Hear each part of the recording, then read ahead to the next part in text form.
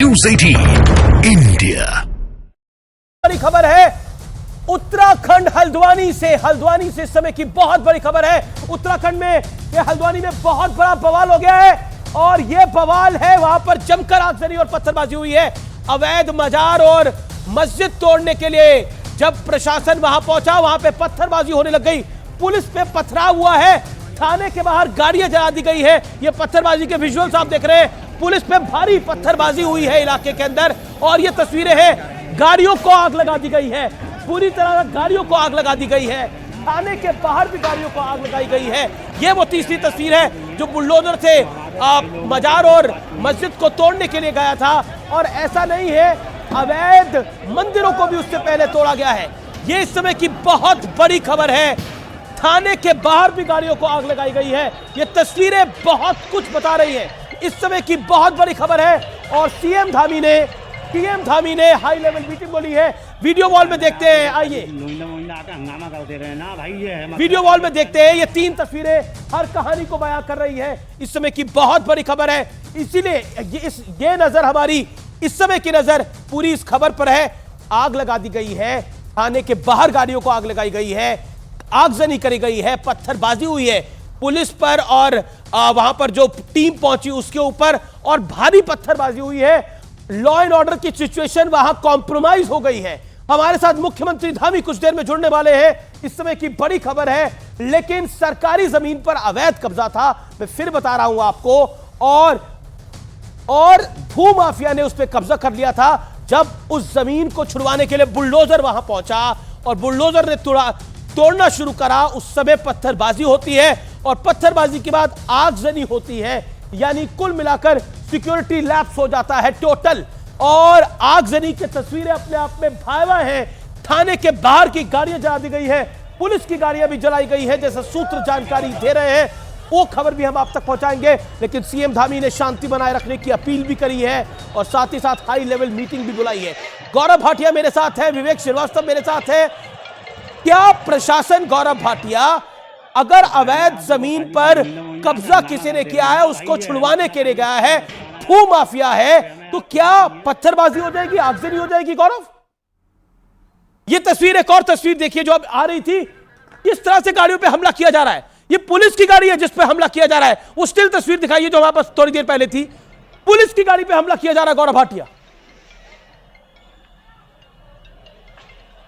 देखिए, अगर सरकारी जमीन पर किसी ने कब्जा किया है तो ये मायने नहीं रखता अमीर जी वहां मजार है या और कुछ है। कानून अपना काम करेगा। और एक मजबूत संदेश आपने देखा, उत्तर प्रदेश में बुलडोजर मॉडल है। आज थर थर कांपते हैं अपराधी जो हैं, अतीक अहमद, मुख्तार अंसारी, तमाम ऐसे अपने आप को माफिया बुलाने वाले लोग। जाने की कानून की ताकत क्या है।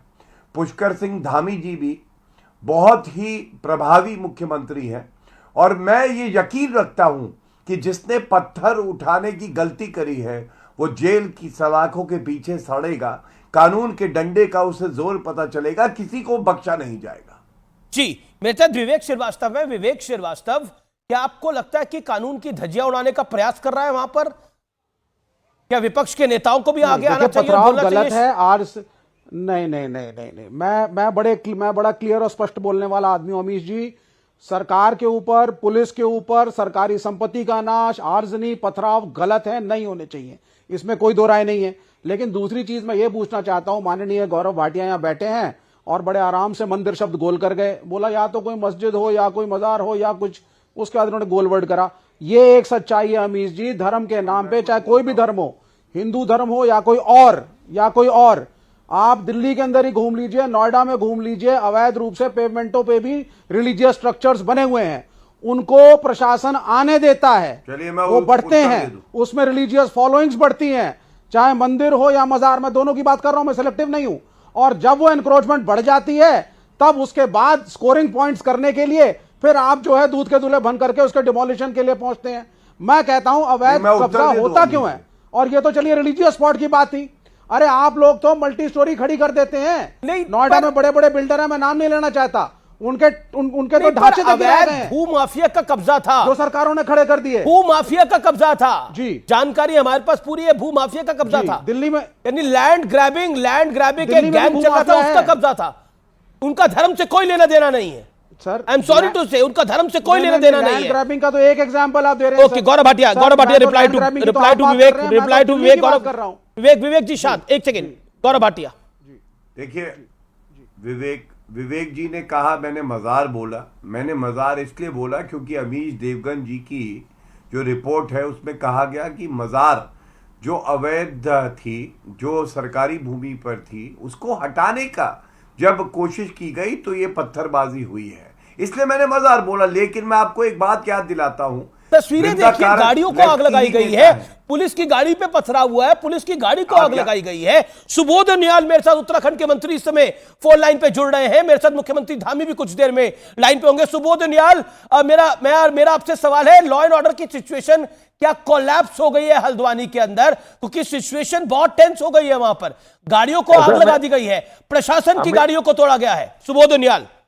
हाँ अमित, ऐसा है कि हमारी लगातार पुलिस की नजरें घटना स्थल पर लगी हैं और लगातार लॉ एंड ऑर्डर का प्रश्न है। लॉ एंड ऑर्डर को मेंटेन करने के लिए हम पूरी तरह से गंभीर हैं और हर इलाके पर पूरी तरह से नजर है। सरकार पूरी तरह इसको लेकर संवेदनशील है। लेकिन ये हुआ कैसे उनियाल साहब? आपके पास प्राइमा फेसी जानकारी क्या है, ये मैं जरूर जानना चाहता हूं।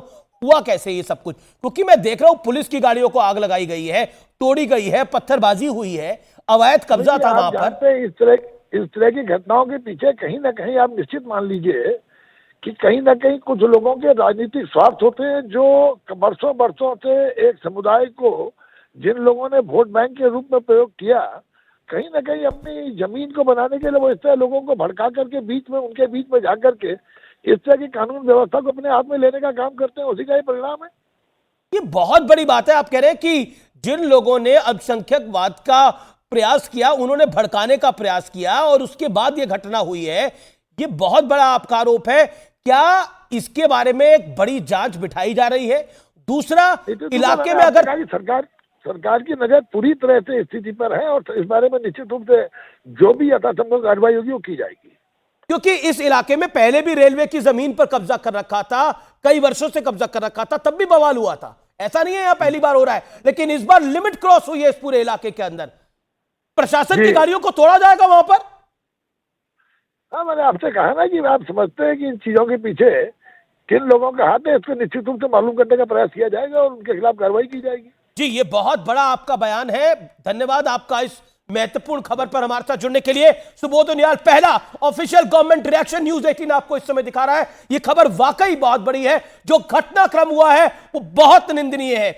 अगर आपको प्रशासन की बात पे आपत्ति थी तो आप कोर्ट जा सकते थे, लेकिन आग लगाने का, वहां पर प्रशासन की गाड़ियां तोड़ने का, आपको पुलिस पे पथराव करने का अधिकार नहीं था। यानी कुल मिलाकर आप कानून को धता बता रहे हैं और अपनी बात को ऊपर रखने का प्रयास कर रहे हैं। ये डायरेक्टली वो है, लेकिन इलाके में शांति बनाए रखने की अपील की जा रही है।